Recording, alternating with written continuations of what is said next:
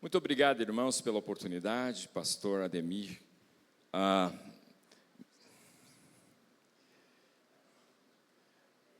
Tá bom, obrigado. O pastor Ademir me convidou para estar aqui, deu algumas datas, sabia que eu sou alguém muito importante, então ele deu algumas datas, né? Na verdade, isso é uma maneira de você convidar alguém, nunca dar a data, dar opções, escolhe a data. Aí você fica com dificuldades, né, de dizer não, né? Então, nós devemos ter lá em Guaianazes a presença do pastor Hernandes Dias Lopes, que é bem concorrido. Então, a ideia é, porque como nós temos um irmão que trabalha no Mackenzie e conseguiu contatos, eu falei, olha, falar com ele o seguinte, qual a data que você pode? A ideia é essa, né?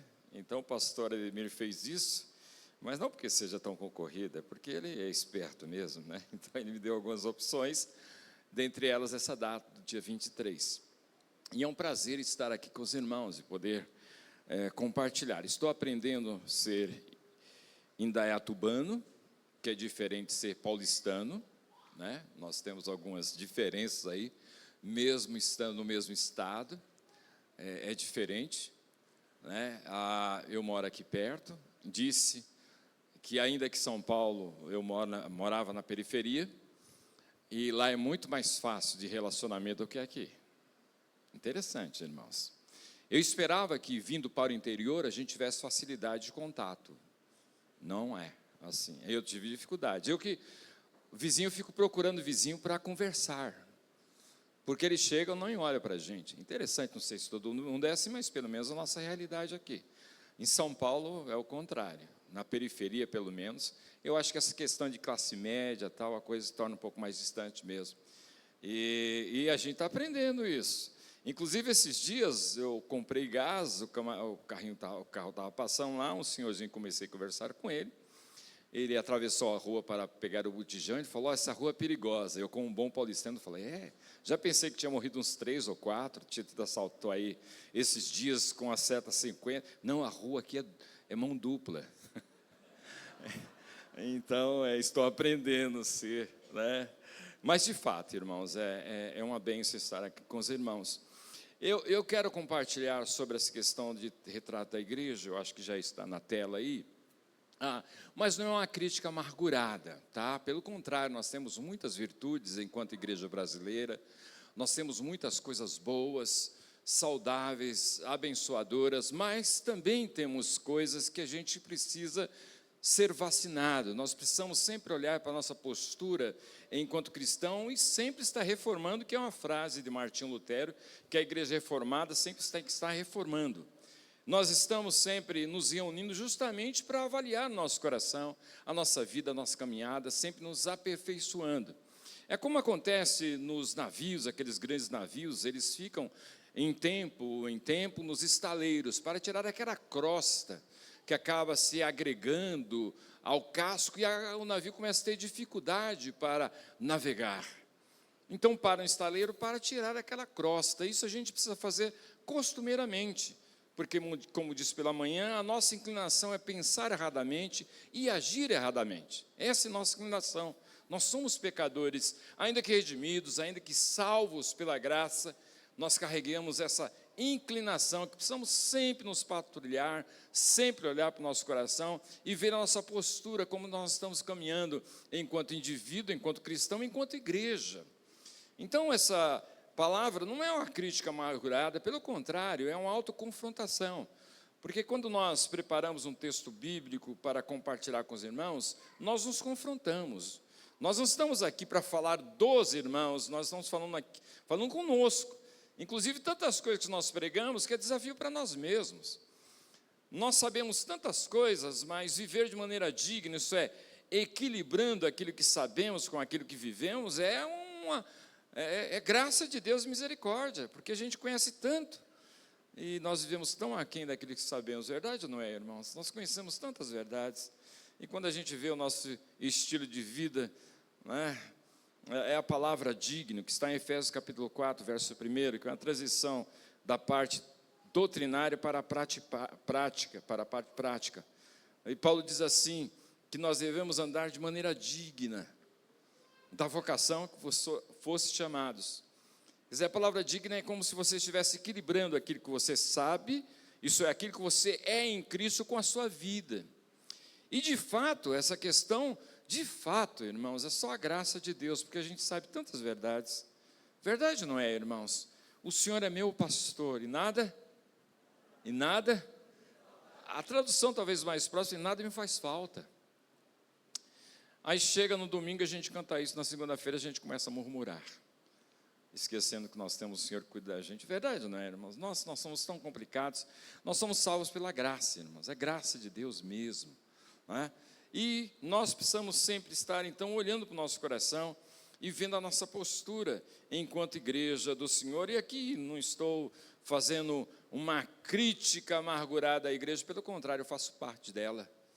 Eu estou falando de mim mesmo enquanto crente da igreja evangélica brasileira, que tem tantas virtudes, mas também tem algumas fraquezas. E eu queria estar enumerando algumas delas para trazermos uma palavra em relação a isso.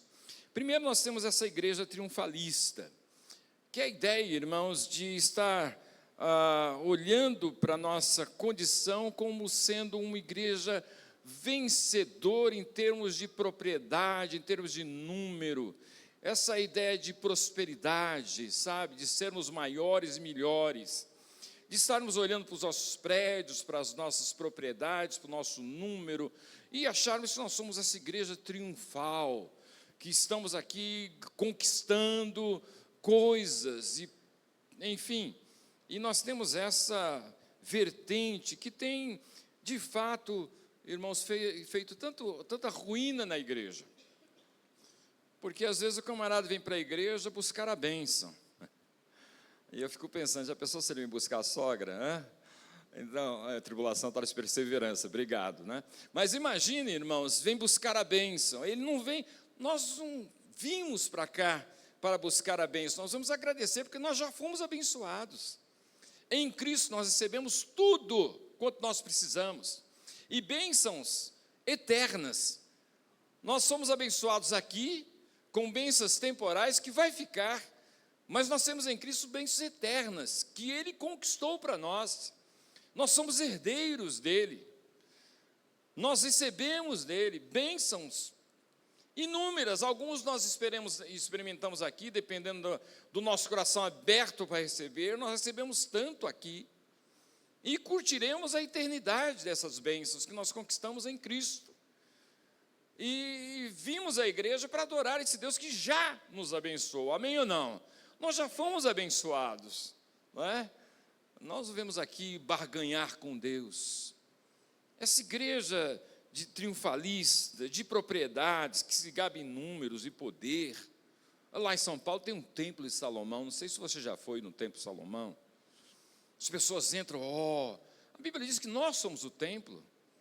Você é muito mais além do que aquilo. E a gente olha para aquilo, puxa, o templo de Salomão, e entra, fica arrepiado, né? Um tempo atrás eu até pagava para entrar, né? Irmãos, que é isso? Que visão de igreja é essa? E tem até caravanas, até tem crentes da Igreja Batista que vai também, né? E tal. Nossa, e tal. Irmãos, nós somos o templo. Jesus não morreu por prédios, Jesus morreu por gente. E nós temos essa igreja aí, triunfalista, que valoriza essas coisas, né? Essa teologia da prosperidade. Os irmãos não acreditam, mas em Guaianazes nós tínhamos gente que cria nisso. Por que eu estou dizendo? Porque Guaianazes é periferia de São Paulo. Nós estamos no extremo leste da capital. Estamos depois do Itaquerão. Você está entendendo? Onde tem o Corinthians lá? A gente está depois disso. Você está entendendo? Depois do Corinthians lá em Itaquera. De periferia. E eu lembro que na igreja tinha um irmão que estava bem vestido na época. Eu elogiei, falou, irmão, puxa, você está elegante. Ele disse, eu creio na teologia da prosperidade. Eu fiquei pensando, nossa, então alguma coisa está errada, porque você mora em Guaianazes, velho. Não, e outra, qual a incoerência? É que ele saiu, pegou a bicicleta dele e foi para a periferia de Guaianazes. Eu creio na teologia de Guaianazes, aliás, teologia da prosperidade, morando em Guaianazes, alguma coisa está errada. Se fosse Alphaville, mas Alfavela.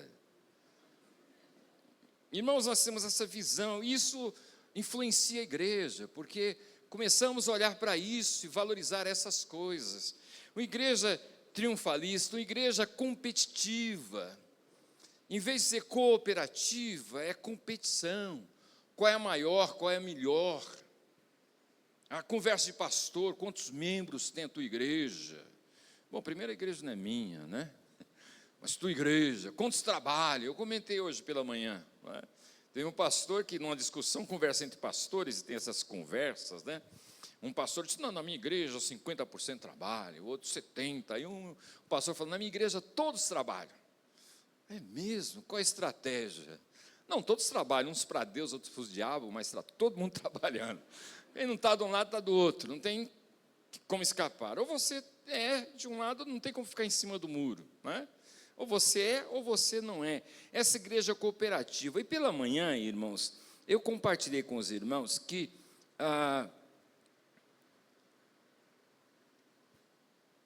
na internet, peguei uma lista de 431 nomes de igrejas. E não, são centenas, aliás, são milhares, porque não tem todas. Pegou aqueles nomes assim, né? Por exemplo, Assembleia de Deus Canela de Fogo, Assembleia de Deus da Reforma Universal, Congregação Anti-Blasfêmias, Comunidade do Coração Reciclado, isso é bem sustentável, né? Igreja A Escolhida, Assembleia de Deus com Doutrinas e Sem Costumes, Associação Evangélica Fiel até debaixo d'água, isso é bem batista, hein? Assembleia Ministério de Ostentação do Rebanho, ao Rebanho, Igreja A Chave do Éden, Igreja A Serpente de Moisés, a que engoliu as outras. Essa é boa. A igreja, a vida é sua. Igreja A Abominação, a vida torta. E essa eu não entendi. Igreja Abre-te Sésamo. Igreja Assembleia de Deus Adventista, Romaria do Povo de Deus. Igreja Assembleia de Deus, Botas de Fogo Ardentes e Chamuscantes. Compartilhei que nossa igreja lá em Guaianazes, tem um irmão chamado Enoque, ele trabalha na igreja, e ele tem pirofobia. Pirofobia é pessoa que tem fobia de fogo. E ele veio para a igreja certa, igreja batista. Vocês vão para uma igreja pentecostal, já pensou? Olha o fogo, o irmão já tinha morrido faz tempo, não é? A igreja Assembleia de Deus do Papagaio Santo que ora a Bíblia. Igreja Automotiva do Fogo Sagrado. Agora, olha a divisão, a competição. Igreja Automotiva Móvel do Fogo Sagrado. Igreja Bailarinas da Falsa Divina. Eu acho que o pastor Rafael... Bom, deixa quieto aí. Igreja Batista da Paz do Senhor e Antiglobo. Isso é bem bolsonarista, hein? Igreja Batista dos Povos Agarrados à Bíblia. Igreja Batista Cópia da Perfeição, Igreja Batista da Juventude Sem Drogas e Rock and Roll. Essa Igreja Batista, eu vou fazer parte dela aqui, ó. Igreja Batista da Velhice Tranquila. Igreja Batista Evangélica da Bazuca Celestial. Isso é de guerra mesmo, né? Igreja Batista Floresta Encantada. E aqui você tem os nomes, né? Igreja Batista Logaritma do Reino de Deus. Deve ser, eu acho que o Einstein era o pastor dessa igreja aqui. Amados, aqui nós temos a série de nomes de igrejas. E aí eu vou dizer o seguinte: no meio de tudo isso, você tem igreja que Jesus está edificando. Tem gente crente nessas igrejas. Lá em Guaianazes nós temos uma irmãzinha chamada Maria, que veio da igreja pentecostal Sinos de Belém. Essa irmãzinha é uma bênção. Se fizeram uma pesquisa lá na igreja, qual a pessoa mais conhecida e carinhosa? Essa irmã, chamada Maria. Ela é um doce. E era de uma igreja assim, Sinos de Belém. No meio de tudo isso, nós temos a igreja que o Senhor está edificando. Amém, amados? Fazemos parte dela, né? E nossa igreja é isso daí. A gente não vai dizer eles, porque nós não somos melhores. Ainda que nós tenhamos diferenças, e às vezes nós nos achamos superiores, porque nós temos uma teologia equilibrada, que isso é até uma arrogância, equilibrada. Quem é que diz que você é equilibrado? É a graça de Deus, misericórdia, não somos melhores que ninguém. Mas existe essa competitividade nas igrejas, e muito disso é fruto de alguém que não quer ser o segundo, ele quer ser o primeiro. E aí ele diz que ele teve a visão, e aí fundou uma outra, não é? Porque não queria ser o segundo. Quando perguntaram lá para um grande maestro qual o melhor ou o mais importante instrumento de uma orquestra, ele disse sempre o segundo, porque todo mundo quer ser o primeiro. Sempre o segundo. Esse espírito de Barnabé, de cuidar de Saulo, depois Saulo se transformar em Paulo, e você pega a certa altura do livro de Atos, que era Barnabé e Saulo, daqui a pouco Paulo e Barnabé continuou caminhando com aquele gigante de Deus, deixando ele seguir, sem criar obstáculo, esse espírito de permitir o outro, de ser o segundo, isso é algo grandioso. Infelizmente, nós temos essa postura de uma igreja competitiva, né? Dessa competitividade de igrejas, né? Qual o tamanho da sua igreja, e em vez de ter cooperação, é competição. Nós temos essa postura de igreja hedonista também, essa preocupação muito mais no prazer do que na santidade, muito mais a preocupação em se sentir bem, do que essa questão de fidelidade. A tua felicidade é fruto da tua fidelidade. Você será feliz se você for santo. Bem-aventurados os limpos de coração, bem-aventurados os pobres. Jesus diz que o homem feliz é consequência disso, de caminhar humildemente diante do Senhor, de chorar pelos seus pecados, de caminhar em mansidão, de ter fome e sede de justiça, é consequência disso. É algo que é consequência, não é algo que você tem que buscar. Pelo contrário, é uma consequência daquele que vive de maneira santa. E nós temos essa igreja que tem esse desejo do prazer, sabe, de se sentir. E, na verdade, nossa caminhada deve ser em fidelidade. A felicidade é consequência disso. Até porque Deus condicionou a nossa felicidade à alegria do outro. Você será feliz se fizer o outro feliz. Isso funciona no casamento, né? Você não casa para ser feliz, você casa para fazer o outro feliz. Se você casa para ser feliz, isso é uma frustração. Você casa para fazer o outro feliz. A vida cristã, Deus condicionou a nossa alegria, a alegria de se alegrar em abençoar o outro. É assim que funciona a vida cristã. Também, amados, essa igreja consumista, nesse balcão de possibilidades de igrejas, você cai nesse consumismo de procurar a igreja que venha lhe agradar. Assim como você vai no mercado e procura os produtos para escolhendo aqueles que lhe agradam, nós temos também esse balcão religioso, evangélico, que você vai procurar a igreja que lhe agrada. E isso é um problema, irmãos, porque nós fomos convocados para servir e não para ser servido. Então, por exemplo, mudei para Indaiatuba, vou procurar uma igreja, e aí começo a pegar o checklist para saber o que a igreja pode oferecer.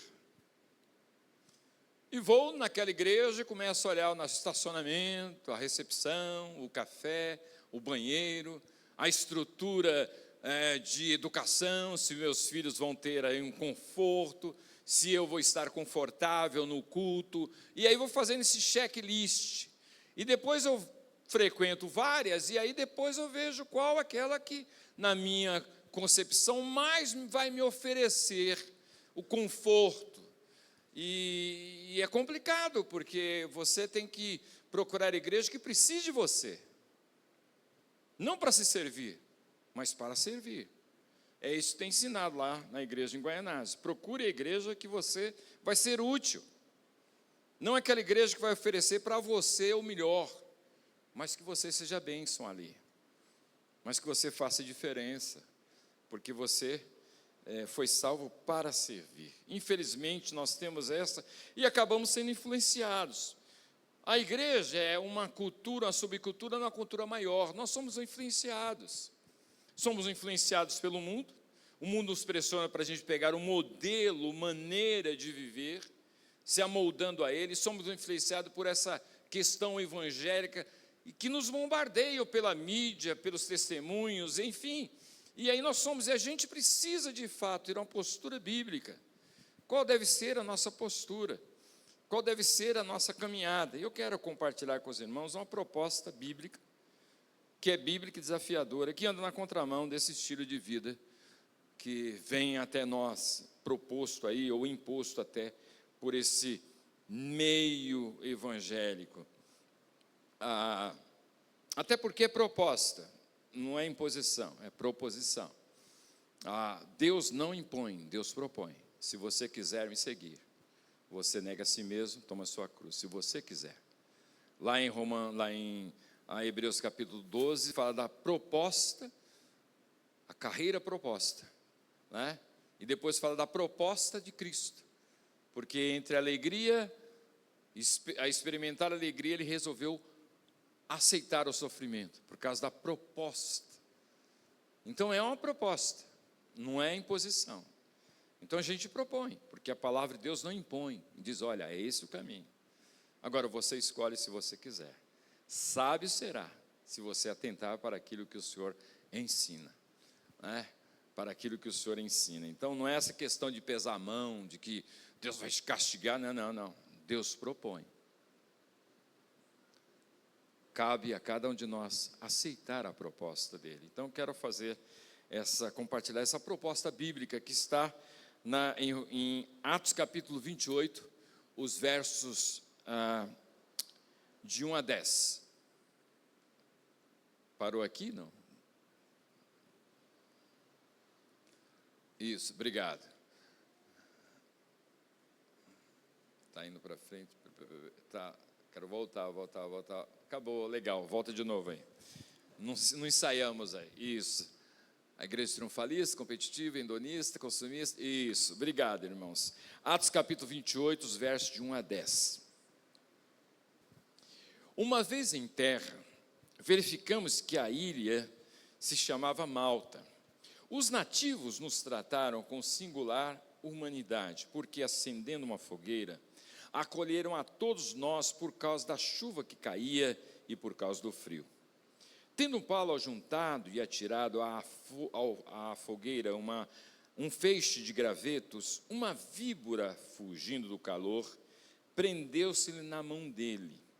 Quando os nativos viram a víbora pendurada na mão de Paulo, disseram uns aos outros, certamente esse homem é assassino, porque salvo do mar a justiça não o deixa viver. Porém, ele, sacudindo a víbora no fogo, não sofreu mal nenhum. Mas eles esperavam que Paulo viesse a inchar ou cair morto de repente. Depois de muito esperar, vendo que nada de anormal lhe acontecia, mudando de opinião, diziam que ele era um deus. Perto daquele lugar havia um sítio que pertencia ao homem principal da ilha, chamado Públio, o qual nos recebeu e hospedou com muita bondade durante 3 dias. Aconteceu que o pai de Públio estava enfermo de disenteria, ardendo em febre. Paulo foi visitá-lo e, orando, impôs-lhe as mãos e o curou. À vista deste acontecimento, os demais enfermos da ilha vieram e foram curados, os quais nos distinguiram com muitas honrarias, e tendo nós de prosseguir viagem, nos puseram a bordo tudo o que era necessário. Amém, amados? Paulo está indo para Roma, ele é prisioneiro. Ele está indo porque ele apelou para Roma. Ele foi preso e ele, como cidadão romano, ele tinha esse direito de ser julgado pela corte romana. Então ele está sendo levado como prisioneiro para Roma. E acontece um naufrágio no meio da viagem. E aí eles chegam, se encontram nessa ilha de Malta. E se você pegar o texto, diz que os nativos os trataram com humanidade, com cuidado, fizeram uma fogueira, porque estava muito frio e estava chovendo, pelo menos uma garoa. E Lucas se apercebeu isso, um detalhe. E notem, irmãos, a beleza está nesses detalhes, disse alguém. A beleza está nos detalhes. E aqui nós temos esse detalhe que Lucas se apercebeu. Porque todos eram 276 que estavam naquele navio. Todos os 276, no caso 275, 276 com Paulo, foram à fogueira. Só Paulo teve a preocupação de pegar gravetos para colocar na fogueira, e Lucas percebeu disso, e está aqui na palavra. Por quê? Para nos lembrar como é necessário e importante o catador de gravetos. Como esse camarada, ele faz a diferença. A igreja continua em função desses, que nem sempre são vistos, nem sempre são notados, mas são esses que fazem a diferença. Às vezes não estão nos palcos, nem na frente, mas é esse que faz a diferença. Lá na igreja de Guaianazes nós temos alguns assim. Eu lembro de uma irmãzinha que veio compartilhar comigo. Ela sonhou que a igreja estava tendo uma série de dificuldades e ela viu que isso era de Deus. Ela falou: pastor, o que eu faço? Ore pela igreja. E é o que aquela senhorinha faz. Ela já não vem mais na igreja, a saúde não permite, mas ela está orando pela igreja. Gente assim, que não está no palco, que não é notável, nem notória, é gente assim que faz diferença. E gente assim, como a igreja precisa de gente assim.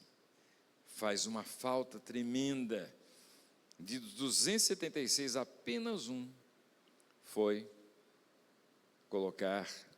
procurar gravetos para jogar no fogo, porque sem esses o fogo se apaga.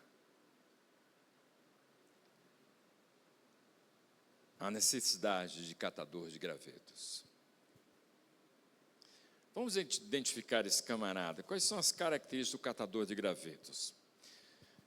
Primeira característica, ele é servo. Ele é servo. E se você notar, na conversão de Saulo, quando ele tem aquela visão do Senhor, ele pergunta: quem és tu, Senhor? A partir dessa pergunta, aquele homem compreendeu que ele era um servo desse Senhor. A partir da conversão dele, ele se vê como servo. Não servo por obrigação, não servo por imposição, por castigo, como era muito comum a escravidão. Não, ele era escravo por opção e prazer. Sabe esse tipo de escravidão diferente do que nós conhecemos na história? Nós conhecemos na história a escravidão de povos, pessoas que eram tirados do seu aconchego familiar e eram levados a outro país para serem explorados. Aqui está um tipo de escravidão diferente. É o prazer de ser escravo, é o prazer de ser servo, é o prazer de servir. E Paulo toma isso como um estilo de vida em todos os momentos da sua vida.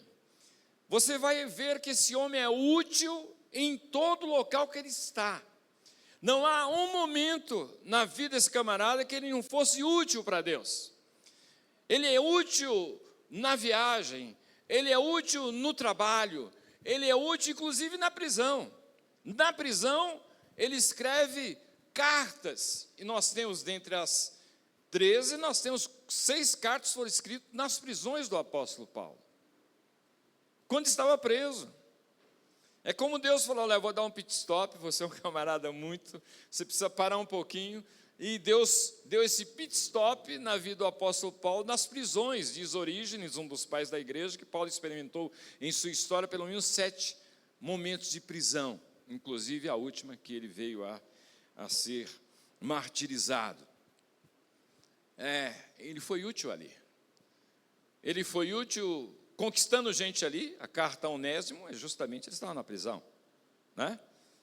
A carta a Filemão, perdão, quando ele tem encontro, coisa de Deus, né, com Onésimo, ele escreve essa carta. E a Bíblia é coisa linda, né? Você tem um livro da Bíblia que é escrito, inspirado por Deus, por causa de um escravo. A carta a Filemão. A carta a Filemão. E ali ele tem a oportunidade de evangelizar a guarda pretoriana, os da casa de Sérgio saúdo, lá os últimos versículos filipenses, quando Paulo fala a respeito desse grupo bonito. A guarda pretoriana era composta de filhos da aristocracia romana, aqueles meninos bonitos, inteligentes, era a guarda pretoriana, e que dentre as responsabilidades era cuidar dos cidadãos romanos presos. E eles se revezavam, e Paulo evangelizou. Aqueles meninos, muitos acabaram se convertendo, né? Olha que coisa linda. Se a gente fosse pensar, vamos pensar aqui quanto igreja hoje, uma estratégia para conquistar os nobres romanos. O que a gente ia pensar? Bom, nós vamos escolher o melhor espaço que aqui em Indaiatuba. Nós vamos escolher o melhor buffet. Nós vamos escolher a melhor banda, os melhores músicos, etc. Nós vamos escolher os melhores pregadores, não é assim? Para conquistar a aristocracia, a gente tem que oferecer isso. E Deus conquistou a aristocracia por meio da prisão do apóstolo Paulo. Olha os meios de Deus, é bem diferente dos nossos. Jovens da aristocracia romana foram conquistados através de Paulo na prisão. E ali na prisão, ele escreve cartas. Paulo eu até fico pensando, na minha cabeça de corintianos, irmãos, sabe, corintiano tem a cabecinha assim, não é? Por isso que é corintiano, não é? E os corintianos que estão aqui dizem amém, com certeza, né? Por isso que você é corintiano, não é? Então, corintiano tem dificuldade, não é? E até nas nossas pregações, as nossas ilustrações são fraquinhas, porque eu sou corintiano. Eu fico pensando, Paulo como fosse aquele crente vaca, coisa horrorosa, né? Já pensou Paulo ouvindo isso? É porque vaca é aquele animal que tudo se aproveita. Você já reparou isso? Um animalzinho abençoado, porque depois de não dar mais o leite, a carne serve, a pele serve, a tripa serve para fazer, inclusive, corda e violão, acho que os músicos sabem disso. Tudo aproveita. Paulo foi o tipo do camarada que se dispôs a servir em todo lugar. Paulo não tinha isso que nós temos na cabeça. Se eu tivesse uma banda, se eu tivesse o Vitão do meu lado aqui, né, fazendo dueto, ele canta, eu prego, a gente reveza de vez em quando. Se eu tivesse o coral que esteve aqui, se eu tivesse Paulo não tinha nada disso. Ele compreendia que onde ele estava, ele podia ser útil, porque ele servia um Deus todo-poderoso. Você é útil, meu irmão. Para com esse negócio, se eu soubesse, se eu tivesse, você já tem. Deus já te deu um dom espiritual. Deus já te qualificou. Não existe ninguém desqualificado aqui. Alguns na igreja funcionam quando tem cargo. Eu digo que são os crentes cargados. Horroroso, né, só? Crente cargado. Se funciona, se tem cargo. Se não tiver carga, ele não funciona. Não, você serve, meu amado. Aqui e acolá, onde você está, no seu trabalho, aquela disposição de ser bem, de servir. Paulo tinha essa concepção de que Deus tinha esse projeto de vida, de serviço. E ele não via impossibilidade. Onde ele estava, ele era útil. Não tem que ir lá aqui, puxa vida, né? Você pega irmãos, por exemplo, que diz, pastor, ora por mim, no meu trabalho, só eu sou cristão, meu querido terreno virgem, que bênção, você não tem concorrência, vai para cima, não tem ninguém, por que não tem ninguém? Você tem um Deus todo-poderoso contigo, e isso basta, amém, amados? Paulo tinha essa postura de ser servo, mas era um servo, evidentemente, quando se espera que você serva, servo humilde, né? E aqui deve ter sido uma bela visão, diz alguém, de ver o grande apóstolo dos gentios reunindo um maço de gravetos para acender o fogo. Sabe como é que é? De gente que não tem essa questão de qualificação e a disposição para servir, com humildade, sem esses rótulos que nós temos aí no nosso meio. Inclusive, se você pegar a Bíblia em relação à palavra ministro, porque a palavra ministro é uma palavra pomposa. Ministro, não é? Daqui a pouco o Rafael vai ser apresentado como ministro de Deus. Lá vem o Rafael, né? Ministro, o Vitor, ministro, essa palavra pomposa, né? E aí a gente vem todo internado, né, tal. E às vezes tem até um espaço aqui com várias cadeiras, aquele trono do meio, aí o camarada senta naquele trono só para ele, etc e tal. E a gente vê essa questão de hierarquia e tal. Meu amado, isso tem nada a ver com o reino. Nada a ver. Todos nós somos servos. E se estamos na frente, é porque Deus nos deu a bênção de ser líder. Nós somos ovelhas. A única diferença entre eu e você é que eu sou ovelha líder, só estou na frente, só isso. Mas sou ovelha com as mesmas limitações e dificuldades de você. Disse pela manhã, alguns veem o pastor com uma espécie de, um ser diferente, que tem algumas coisas que eu não tenho, algumas virtudes que ele tem e eu não tenho. Certa vez estava no mercado lá em Guaianazes, e uma senhora que estava visitando a nossa igreja, ela me viu no mercado e olhou apavorada, assim, pastor, o senhor no mercado? Algumas devem pensar que eu era funcionário no mercado, porque estava no mesmo mercado que qualquer um outro, minha família é grande, e na época estava todo mundo em casa, então ao todo eram 11, E quando a gente ia comprar, comprava de manhã, tarde e noite, porque se comprasse de manhã todo mundo comia, então tinha que, entende? A gente sempre estava no mercado, pastor, o senhor no mercado, como achando que a gente, sabe, é uma espécie diferente. Alguns têm essa visão, e tem pastor que gosta disso, de se achar que é superior. Pelo menos ele sabe que não é, mas ele acha legal que os irmãos venham pensar assim dele. Lá em Minas Gerais, teve um evento de igrejas, e tinha um pastor que eu conhecia, ele estava longe do rebanho dele. Eu brinquei com ele, eu falei, pastor, por que você não está perto do seu rebanho? Ele olhou para mim sério e disse assim, pastor é bípede, ovelha é quadrúpede. E eu falei, mas você é ovelha também, não é não? Todos somos ovelhas. Mas pastor gosta desse negócio.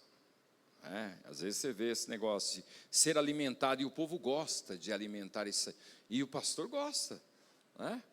Eu compartilhei de manhã, teve um evento lá em Guaianazes, de uma igreja, de uma denominação, e os irmãos estavam reunidos, o pastor presidente não tinha chegado ainda, os irmãos estavam cantando, uma irmã estava louvando o Senhor. Quando o pastor chegou, o pastor que estava dirigindo disse, para, eis o nosso presidente. Quer dizer, a irmã teve que parar de louvar a Deus para receber o presidente. E aí ele entrou naquela pomposidade, todo mundo ficou em pé, E aí tinha aquele, e ele sentou, tal. Amados, nós gostamos de ser gostados, isso não tem nenhum problema. O problema é o exagero nesse negócio. E o problema é alimentar esse negócio. A igreja honrar o pastor, isso é muito bom. Agora, você tem os limites e o exagero. Numa reunião de pastores, um pastor da nossa denominação, eu vou conversar com ele, inclusive, ele falou que o pastor é uma ovelha bípede. Aí eu pensei no chupacabra. Não, sério, pastor, ovelha bípede, não é estranho? Nós somos ovelhas, a diferença é que nós estamos à frente, só. Nada mais do que isso. E temos essa convicção de que os termos bíblicos, ministro quer dizer servo, ministro quer dizer diácono, é garçom, palavra diaconia, ou diácono, ministro. Lá em 1 Coríntios 4, fala ministro ali, aurupeta, quer dizer, aquele que, remador. Lembra aquelas naus, aqueles navios antigos que tinha um pessoal que ficava remando embaixo? Paulo diz que nós somos remadores. Essa é a ideia de ministro. O importante é o barco chegar lá e o capitão ser glorificado. Nós somos simplesmente remadores. Agora, eu nunca vi, você já pensou, terminou lá, o camarada chegou, tem uma entrevista com o remador. Rapaz, você foi bem, nem vão tirar um selfie. Não existe isso. O importante é que o navio chegue e o capitão seja honrado, não o remador. Toda palavra, ministro, que tem no Novo Testamento se refere a serviço. Não tem nada a ver com pomposidade como nós temos o dia de hoje. Então, o catador de graveto é servo, e é um servo humilde, e é um servo também disposto. No bojo da palavra servo, há de ter para nós cristãos essa disposição. Como é que você diz que é servo e não tem disposição de servir? Que servo é esse? Que servo é esse que tem indisposição ao Senhor? Que servo é esse que diz não, Senhor? Esquisito. Servo tem que ter essa virtude de disposição, e nós temos um problema sério, essa indisposição para o serviço de Deus, né? Na verdade, o serviço é para nós, amados, nós que somos abençoados. Servirmos a Deus é privilégio que Deus nos dá. Quem é você para servir a Deus, velho? Como é que Deus vai precisar do seu serviço? Ele é Senhor da glória, Ele é dono de tudo, Ele pode usar o que bem entender, anjos qualificadíssimos, mas Deus resolve nos usar nas limitações e dificuldades que temos. Como nós podemos nos recusar em indisposição e preguiça?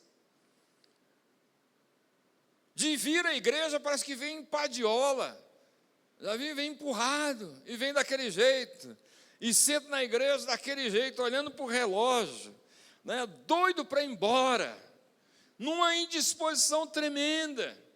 E aí nós temos aquelas incoerências, porque quando nós fazemos e gostamos, nós não olhamos para relógio. Verdade ou não é? Você está na beira da praia, tomando um suco de laranja, né? Aquele sol lindo, aquela vista, você fica olhando para relógio? Você fica olhando para relógio quando está na cadeira do dentista, quando você vai enfrentar uma cirurgia, você fica preocupado, você não vê a hora de acabar. Agora, nas coisas que nós temos prazer, nós não olhamos para relógio, mas você já reparou como nós falamos que nós temos prazer na casa do Senhor, e como a gente fica preocupado com o horário? E usamos versículo bíblico dizendo assim: olha, tudo tem que ser feito com ordem e decência. Ordem e decência lá é dom espiritual, não tem nada a ver com hora, com tempo. Lembra a pregação de Paulo lá, que o menino cai lá da janela e tal, e depois de muito tempo, Paulo falaram, o menino dormiu, caiu, morreu, Paulo vai e ora, o menino é ressuscitado, e continua a pregação, a madrugada inteira. Quando você tem prazer, você não olha para o relógio. A gente olha para o relógio para as coisas que a gente não tem prazer. E isso acontece costumeiramente na igreja. Eu disse hoje de manhã, eu não olho para o relógio. Os irmãos aqui saíram de manhã 12:30. Não, os irmãos saíram apavorados aqui, não, certo? Daqui a pouco não tinha. Claro, a gente sabe dos limites, das dificuldades, eu sei disso, né? Pastor tem um dom da língua, etc. e tal, mas de toda forma, irmãos, é interessante como há indisposição para Deus. Você já reparou para outras coisas a gente tem uma disposição tremenda? Uma saúde, uma vitalidade, já reparou isso? Já reparou que a gente levanta cedo, que a gente se prepara antecipadamente, que a gente tem, mas quando é para as coisas de Deus, que na verdade são nossas, é Deus que está nos dando a oportunidade de servi-lo. É um privilégio que Deus te dá. Verdade ou não é? Amém ou não? Olha para o teu irmão e diz: servir é privilégio. Diz isso para ele do teu lado aí. Servir é privilégio. Não é imposição. É que às vezes a gente usa palavras, irmãos, que é complicado. Por exemplo, eu vou para o trabalho de Deus. E aí a pessoa não crente ouve e fala: o cara trabalha a semana inteira, vai trabalhar na igreja mesmo, vai carregar saco de cimento, né? Porque a palavra trabalho, no latim, é a palavra trapelium, que era um instrumento de tortura, porque quem trabalhava era escravo. E nós temos essa visão de trabalho é trabalho. Amados, nós vamos celebrar servindo. O privilégio de servir, de abençoar, o privilégio de ser bênção na vida do outro. Então, você tem que ter disposição para isso. Se você não tem tido, peça ao Senhor: Senhor, tem misericórdia de mim. Eu não posso ser derrotado por preguiça. Para outras coisas eu tenho saúde, para outras coisas eu tenho tanta vontade, para outras coisas eu levanto de manhã, para outras coisas. Por que eu sou assim? Porque eu permito ser assim, eu me deixo ser levado por isso. Isso é carnalidade, isso é a carne que está vencendo. Isso é preguiça. E eu não posso ser assim, porque se você é servo, você tem que ter disposição, não é? Também, amados, Paulo era um servo altruísta, isso é, está preocupado com o outro. Ele pegou gravetos não pensando em se aquecer, está pensando o fogo vai se aquecer e os outros vão passar frio. A preocupação dele é com o outro, não é consigo mesmo. O nosso serviço era para abençoar o outro, não a preocupação em lucrar em função disso. Esse jeito interesseiro que nós temos de buscar o outro, porque nós temos alguma coisa que nós vamos lucrar nesse relacionamento. Você já viu como é que funciona isso? Você já viu a linguagem do vendedor? Quem é vendedor aqui? Opa, Deus te abençoe no seu trabalho, né? Porque vendedor tem esse negócio de conversa para vender produto, não interessado na pessoa. Você já viu isso? Participei de um congresso da CEPAL. Tinha lá, eu acho que mais de 1000 pastores. E quando eu fui na livraria, o vendedor olhou para mim, pastor Atílio. Eu falei, nossa, eu estou importante.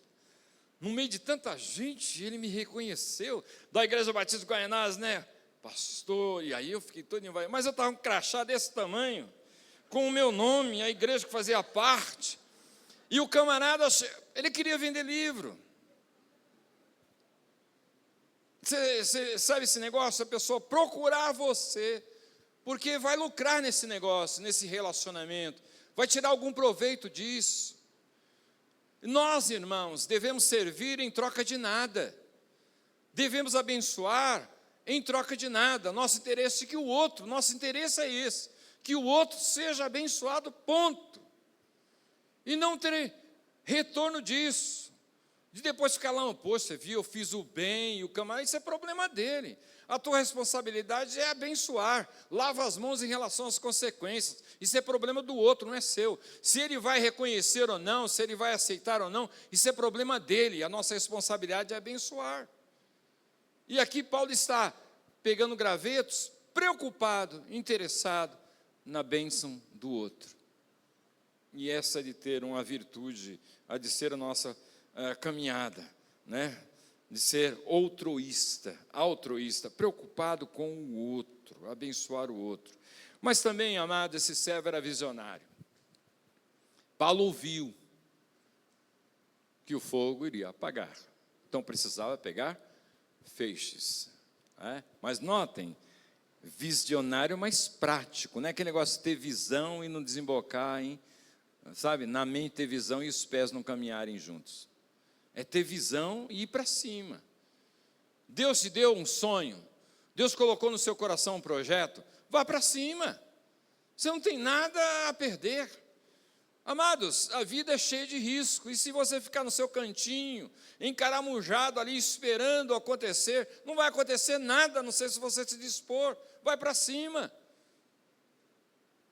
Alguém disse que o local mais rico do mundo não está lá com Bill Gates, nas contas dele, não está com um sheik lá do Catar, ou lá de Brunei, dizia que ele era o cara mais rico do mundo. Lá na França, ele foi almoçar na França e deu uma gorjeta de $25.000 para o garçom. Já pensou? Esse camarada não é ele o rico. Sabe onde está a maior riqueza? Nos cemitérios. De sonhos que nunca foram feitos, de sonhos lindos que nunca foram praticados, de visões que nunca moveu os pés. Às vezes nós temos a visão, mas isso não desemboca em prática. Eu comentei pela manhã, nós temos uma irmãzinha lá em Paris que desejava, tinha um sonho de ir para a França. O que ela fez? Começou a estudar francês, ué. Eu tenho um sonho. O que você está fazendo em relação a isso? O que você está fazendo? Você tem sonho? O que você está fazendo em relação a isso? Ela vivia uma vida cristã, resolveu tomar uma postura mesmo, colocar o Senhor em primeiro lugar e começou a viver isso. Foi fazer francês na USP. E estudando, uma professora chegou para ela, Marta, você não quer ir para a França? Trabalhar para mim? E cuidar do meu filho? Olha, e daqui a pouco Marta estava na França. Daqui a pouco ela fez o curso, estudou na França, é doutora em sociologia, hoje é professora universitária, casou com um francês, mora em um castelo lá na França. É uma cristã. Inclusive, ela comentou outro dia que, e eu acho que a gente está caminhando para isso aqui no Brasil, de muito cristão nominal. Ela disse que uma cristã reformada olhou para ela e disse: Marta, você é fanática. Por quê? Porque lá na igreja que ela frequentava, ela ia todo domingo pela manhã na igreja. Uma vez por semana, ela era fanática.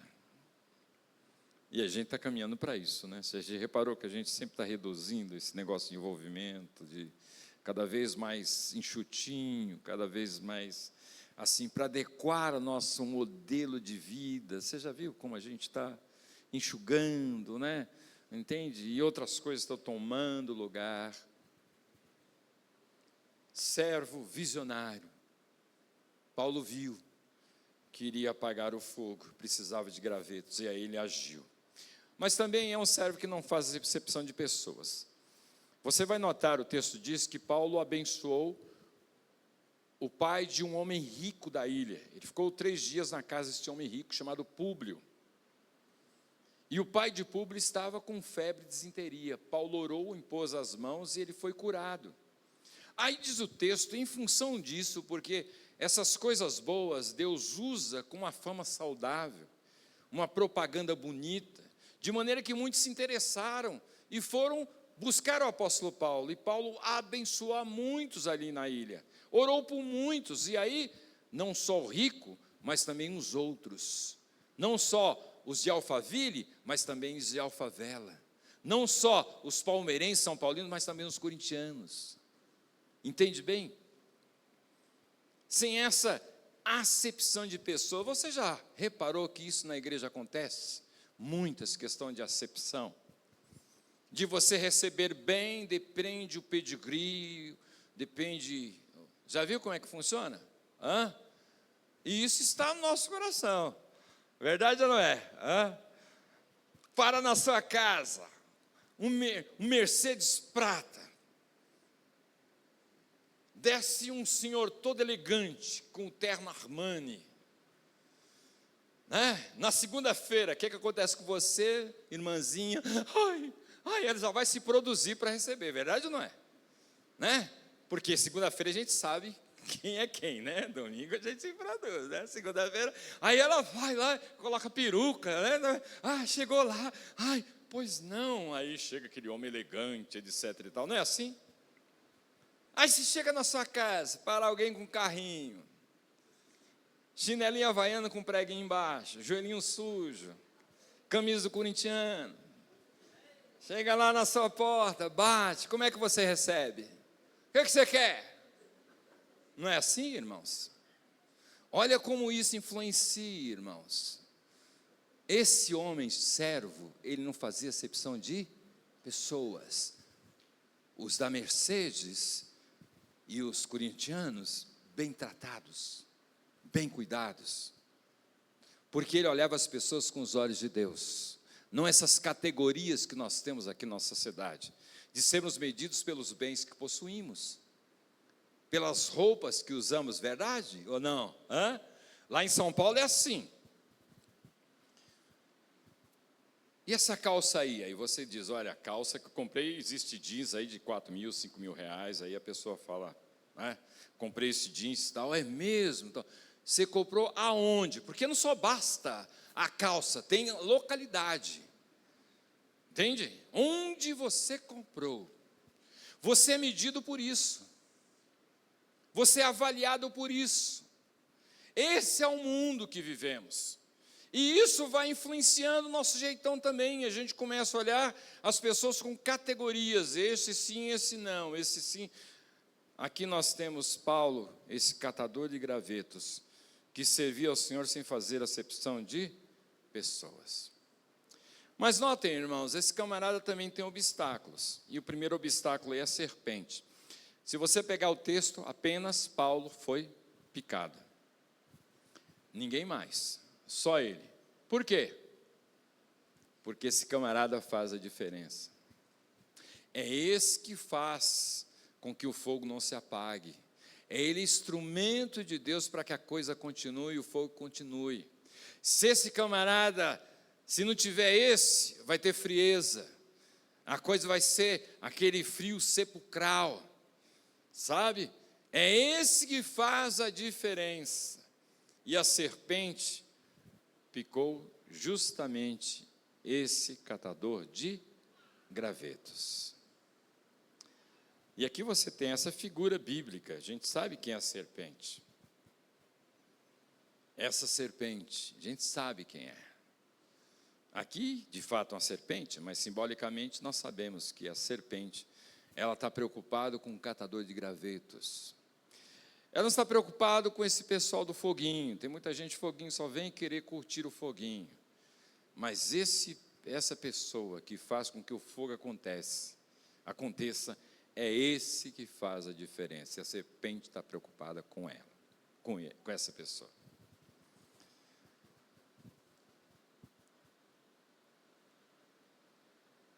É como jogador de futebol. Por exemplo, quando eu vou jogar bola, o pessoal diz assim, não precisa nem marcar, a natureza marca. Sabe como é que é? Ele sozinho, ele se machuca. Ele sozinho, ele faz falta nele mesmo. Deixa ele sozinho, não mexa com ele.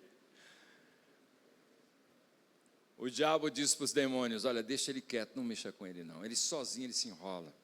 Porque não faz a diferença. Tem gente na igreja que não faz a diferença, deveria fazer. Nós temos tanta gente na igreja que tem potencial, irmãos. Nós temos tanta gente na igreja que tem habilidade. Nós temos tanta gente que tem dom, mas não se envolve. E por incrível que pareça, as incoerências que nós temos na igreja evangélica, aquele que não sabe fazer, é ele que faz. E aquele que sabe fazer, não faz. Você chega nas praças públicas, principalmente mais no passado, você tinha os pregadores de praça pública que iam na coragem, aqui nós vamos pregar o evangelho mesmo, nós chegou aqui, etc, etc, etc. E os que sabem fazer, que falam o português fluentemente, ou coisa bonita, etc e tal, não faz. É justamente quem não sabe fazer, faz. E nós temos na igreja gente capaz, gente hábil. E esse é o tempo de servir, irmão. A sua habilidade, chegará um tempo que você não vai ter condição mais de servir. Não haverá mais saúde para servir. Não haverá possibilidade, é tempo agora. Por que está escondendo? Por que não se envolve? Qual é o obstáculo? Então, gente assim que se dispõe, é justamente esses que o diabo vai para cima. Ele vai para cima desses, porque esses fazem a diferença. Outro obstáculo, depois da serpente, são as reações humanas. Notem, irmãos, ele foi picado. Os nativos tinham essa compreensão, não eram cristãos. Os nativos olharam e disseram, esse camarada é sangue ruim. Ele deve ser do PCC, deve ser do Comando Vermelho. Esse cara é sangue ruim, porque ele se livrou do naufrágio, mas a justiça, a ideia é, a deusa da justiça está fazendo justiça, porque a cobra picou, a serpente picou, para que ele morresse. Ele salvou ali, mas ele não salvou da deusa da justiça. Esse cara é sangue ruim. E ficaram olhando para o apóstolo Paulo, esperando que alguma coisa acontecesse. Começaram a olhar para o relógio, como os irmãos estão fazendo, e não olhar para o relógio, e não passava, e não terminava, e o camarada está ali, o camarada está inteiro, não está mudando nada. Eles olharam, depois de muito esperar, chegaram à conclusão, esse camarada não é sangue ruim, ele é Deus. Notem, irmãos, de sangue ruim para Deus, isso é humor, isso são as reações humanas, e nós que servimos ao Senhor, devemos ser influenciados por esse humor. Claro que somos, é verdade, somos. Claro que nós nos abatemos, é verdade, porque nós gostamos que as pessoas gostem da gente. Mas nem sempre acontece, você tem que ser fiel. Você tem que honrar o Senhor, o teu amigo maior é Jesus. A tua responsabilidade é honrá-lo, não honrar os parceiros. E tem gente que não toma posição por causa dos amigos. E tem gente que não toma posição porque qual a reação que vai ter o outro, não importa. A tua vida tem que ser alegrar o coração do Senhor. Amém ou não? A tua vida tem que ser isso, e não estar aí dependendo das reações humanas. Porque uma hora a pessoa está lá em cima, outra hora está lá embaixo. Você já viu como muda? Outrora herói, hoje vilão. Daqui a pouco de novo volta, porque é uma roda, né? Daqui a pouco é herói, daqui a pouco é vilão. Você já reparou? A nossa disposição tem que ser de serviço ao Senhor. E Paulo não foi influenciado por isso, ele continuou servindo. Lucas que notou essa fala, Lucas que anotou, dizendo, olha como eles funcionaram, acharam que Paulo era um vilão, aí daqui a pouco diz que não é mais vilão, é herói, né? Olha como funciona, e o catador de gravetos tem esse obstáculo. Que obstáculo? É não ser contagiado, contaminado por esse ibope humano, porque as pessoas, elas mudam. F.B. Meyer diz o seguinte, quão mutável é a opinião humana, mudando em um momento de estimativa mais alto para a mais baixa de nossos semelhantes, e baseando essa estimativa apenas no aspecto favorável e desfavorável das circunstâncias externas. Não vamos julgar pela aparência, mas justamente porque Paulo rejeitou a víbora e eles o consideraram divino. Se ele tivesse morrido, teriam pensado que ele era um criminoso. Vamos sacudir essa tentação. Não podemos evitar que ela nos ataque, mas não precisamos levar a víbora em nosso coração. Levar esse veneno de ser influenciado por essas posturas dos homens. E também outro obstáculo é ele mesmo. Então notem, irmãos, quais são os nossos inimigos? O mundo, a carne e o diabo. Aqui está o mundo, as pessoas, as reações, etc. O diabo, a serpente, e aqui a carne o quê? Ele mesmo, porque ele teria justificativa para não pegar lenha, feixes, gravetos. Ele poderia justificar-se, mas Paulo, com essa disposição de servir ao Senhor e não a ele mesmo, ele se dispõe a pegar gravetos. O nosso maior inimigo não está fora da gente, está dentro da gente. Por isso que a Bíblia diz que ele tem que morrer. Ele já morreu quando você aceitou Jesus como Senhor e Salvador, né? Quando você foi batizado, o velho homem morreu. Mas alguém disse que ele é um morto-vivo. Se você não fizer manutenção, logo agora ele está lá. O euzinho no trono. Esse ego, esse eu. Por isso que diariamente a gente tem que morrer. Diariamente. Diariamente. Porque nós somos complicados. Verdade ou não é? Nós somos complicados. Um dia eu estava pregando lá em Guaianazes, falei, nós somos complicados. Tinha uma senhora visitando a igreja, na minha frente ela dizia. Está dizendo todo mundo, eu não. Mas nós somos complicados. Não é verdade, irmãos? Nós somos complicados. Isso não é a graça do Senhor, a gente padece. Nós somos o nosso maior inimigo. Está dentro da gente. Dentro da gente. Se não fizermos manutenção. Compartilhei hoje de manhã, estou lá no mercado fazendo compras, e uma senhora veio e me perguntou assim, Senhor, qual o leite mais barato? Eu olhei para ela e falei, não sei, eu estou comprando mais caro. Que palavra idiota, irmão. Que coisa absurda. Nossa, não tem sentido um negócio desse? Para que você é tão orgulhoso, arrogante, tão mal educado? E depois eu pensei e procurei a senhora para pedir perdão, não encontrei mais a senhora. E eu pensei, já pensou um dia eu estou pregando na igreja, ela aparece? Esse é o pastor da igreja. Aí já vendi todo mundo ali, é tudo da mesma laia, né? Porque generalizam, né? E se esse é o pastor, imagina as ovelhas. O que ele está ensinando para esse povo? Se a gente não policia, irmãos, olha, o que sai é coisa ruim. Nós somos o maior obstáculo de nós mesmos. Esse é o grande obstáculo do catador de gravetos. Essa luta interna de sirvo ao Senhor ou eu vou fazer o meu desejo. Eu vou servir ao Senhor ou vou satisfazer o meu ego.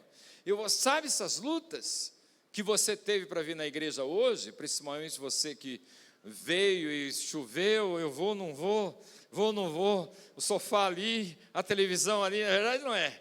Como é bom você ter responsabilidade, irmãos. Isso é muito bom. Sabia disso? Por que o Vitão está aqui? Hein, Vitão? Vitão, desculpa, eles falaram que é Vitão, então eu estou pegando a... Por quê? Bom, ele tinha que ministrar. Está errado isso? Não é a melhor motivação, mas como é bom isso, irmãos? De você ter responsabilidade, se empurra para você servir. Não é a melhor, mas essa é uma boa ferramenta. Não é melhor? Claro que não é. Mas como é bom você ter pressão sobre você. O ruim é estar soltinho, sem pressão. Sabe? Porque justamente as pessoas que fazem diferença são aquelas que vivem sob pressão. O vagabundo não tem pressão nenhuma. Domingo e segunda é a mesma coisa. Mas o camarada que tem responsabilidade, ele vive sob pressão. Isso é bom para a gente. Isso faz bem a gente. Quantas vezes nós nos vimos à igreja porque tínhamos uma responsabilidade. E como nós fomos abençoados porque tínhamos a responsabilidade de estar aqui. Não é simplesmente porque, nossa, eu estou sentindo. Não, a gente vem porque a gente tem responsabilidade mesmo. Um dia o pai chegou para o camarada está lá dormindo, chegou lá, meu querido, acorda.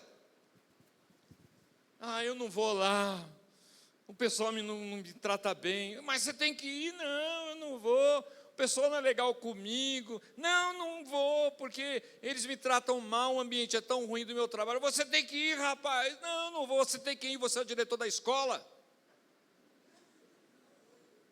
Responsabilidade, irmãos. Quando você não tem, aí você ouve o ego, porque a nossa inclinação é ao comodismo. Não é verdade? Como é bom você ter responsabilidade. Então surgiu uma possibilidade de servir na igreja, abraça.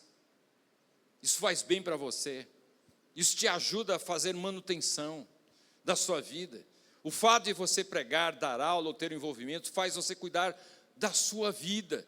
E nós somos o instrumento de nós mesmos. A gente tem que estar sempre lapidando, se aperfeiçoando, melhorando. Isso faz bem para a gente. Não ter responsabilidade é ruim. Você fica soltinho, sabe? Isso não é legal. O Davi, quando pecou, foi justamente que ele ficou soltinho em casa.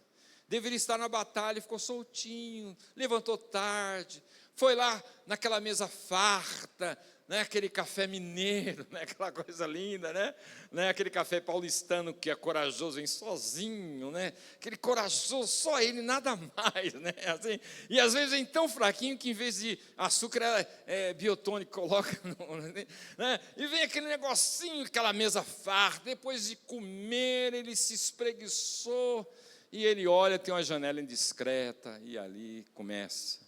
Não é ali que começa porque não estava na batalha. Viver sem pressão não é bom, irmãos. Isso faz bem para a gente. Surgiu oportunidade, se envolva. Sabe? Isso faz bem para você, porque na verdade nós temos um eu que gosta do comodismo. E para encerrar, eu acho que essa palavra mais abençoada que os irmãos estão ouvindo nessa noite. Para encerrar, o problema é que a gente fala isso, mas a gente não cumpre a palavra, tá? Mas para encerrar, como é abençoado e abençoador esse catador de gravetos. Como ele é abençoado, e ser abençoado é abençoar outros. Você não é abençoado para você ser abençoado e ficar com você. Você é abençoado para abençoar. Depois de Jesus no nosso coração, a maior bênção é ser bênção à vida dos outros.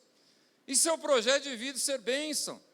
Quer dizer, imagine alguém chegando lá no quarto e orar ao Senhor, agradecer por sua vida, porque você foi bênção, você teve uma palavra boa, você abraçou, e são coisas assim simples da nossa caminhada, não são coisas tão gigantescas, o carinho, o cuidado, a gentileza, a solidariedade. Como é bom ter gente assim, e gente assim faz a diferença. Você foi salvo para ser bênção. O que Deus está ouvindo a respeito da sua vida? Hein, meu irmão? O que sua mãe ora quando ela lembra de você? O que seus pais falam para Deus quando lembram de você? O que sua esposa fala para Deus quando lembra de você? O que você, mulher, quando seu marido lembra de você, o que fala para Deus? O que as pessoas falam com Deus a seu respeito? Você tem que ser motivo de gratidão.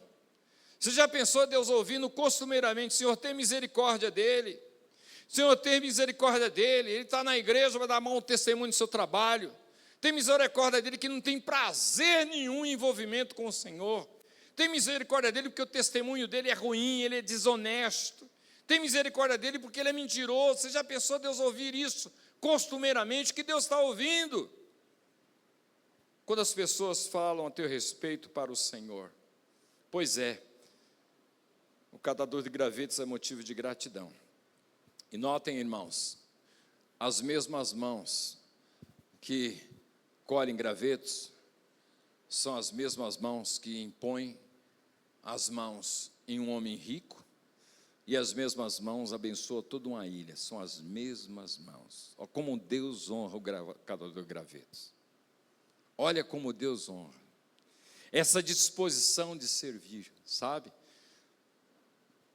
Como Dorcas, que servia com agulha e linha, e terminou com ressurreição, e muitos se converteram, lembra?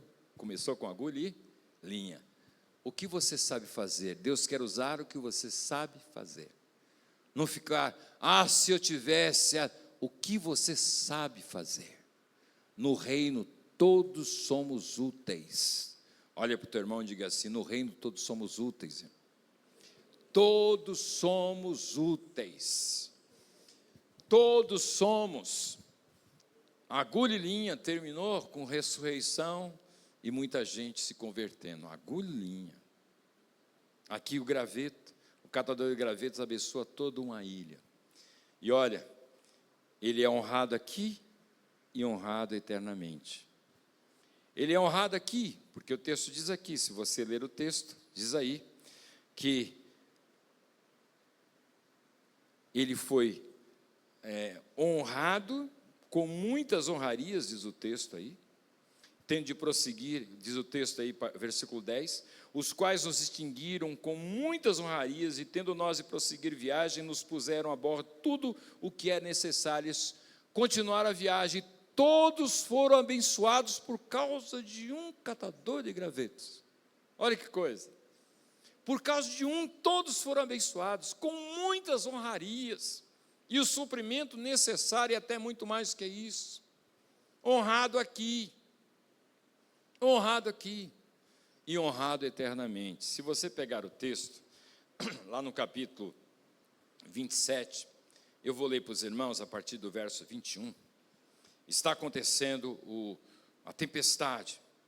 Havendo todos estado muito tempo sem comer, Paulo, pondo-se em pé, no meio deles, diz: Senhores, na verdade era preciso terem me atendido e não partir de Creta, para evitar esse dano e perda. Mas já agora vos aconselho bom ânimo, porque nenhuma vida se perderá dentre vós, mas somente o navio. Porque esta mesma noite, o anjo de Deus, de quem eu sou e a quem eu sirvo, esteve comigo, dizendo: Paulo, não temas, é preciso que compareças perante César. E eis que Deus, por sua graça, te deu todos quantos navegam contigo. Portanto, senhores, tende bom ânimo, pois eu confio em Deus, que sucederá do modo por quem me foi dito.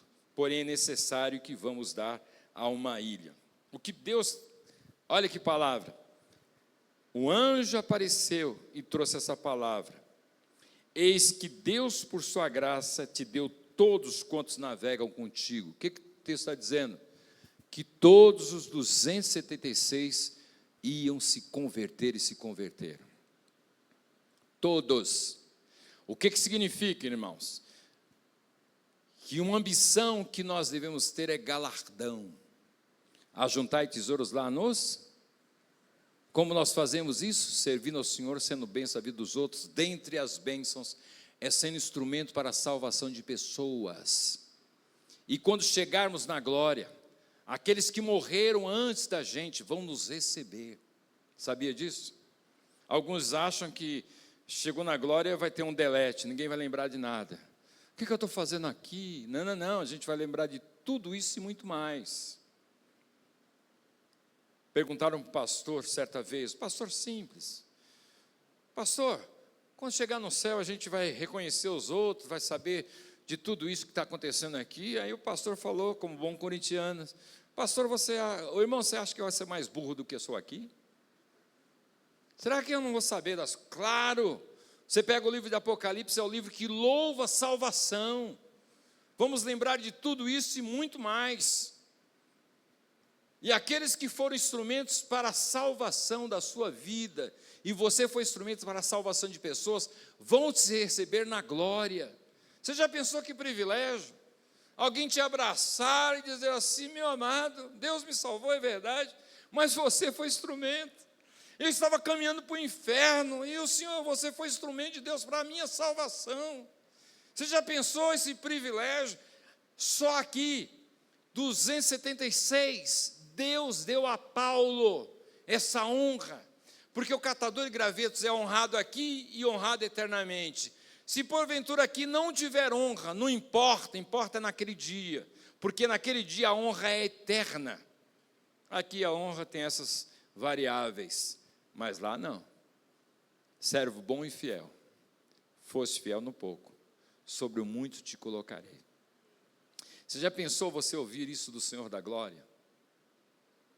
Você já pensou você ouvir isso do Senhor da glória, o Rei dos Reis, Senhor dos Senhores? A gente ouve o elogio de um corintiano e a gente fica todo envaidecido. Imagine você ouvir do Senhor da glória, servo bom e...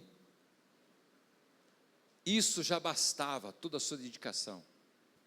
Isso já bastava para todo o seu infortúnio, dificuldades que você tenha passado aqui. Se ouvir no final da vida, chegando na glória, essa palavra, deixasse existir, já teria valido a pena. Mas não é só isso, o Senhor diz, servo bom e Senhor fiel, entra no gozo do teu Senhor. Olha que privilégio. Você já pensou você ouvir isso do Senhor? Você já pensou? Fosse fiel num pouco. O que é o pouco? Essa vidinha aqui, irmãos. Esse pouquinho, esse tempinho, com as limitações que temos, com as dificuldades que temos. Mas olha, se no nosso coração a gente abrir e disser, eu quero ser esse catador de gravetos. Ah, meu querido, você vai fazer a diferença. E quando você chegar lá na glória, você vai ser honrado. Às vezes fica procurando honra aqui. A bênção é ser honrado lá. Nem precisaria. Mas Deus é um Deus da graça. A graça que transborda, vai além da nossa compreensão. Você vai ser honrado. Servo bom e fiel. Você foi um catador de gravetos. Ninguém ligou para você, mas olha, você foi bom e foi fiel.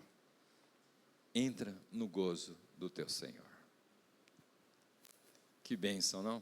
Amém ou não? Vamos orar.